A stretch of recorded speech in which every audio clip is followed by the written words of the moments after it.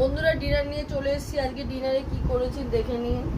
একটু অন্যরকম করেছি, অনেকদিন পরই করলাম। এই যে বাসন্তী পোলাও করেছি, এই সবে নামালাম।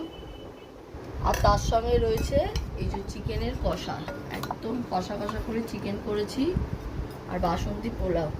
এই হচ্ছে আজকে আমাদের রাতের খাওয়া দাওয়া। এই যে ছেলেকে দিয়ে দিচ্ছি,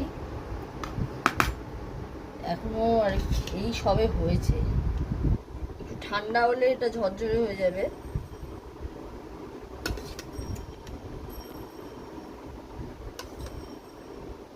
ওকে দিয়ে দিই, তারপর আমরা পরে খাবো।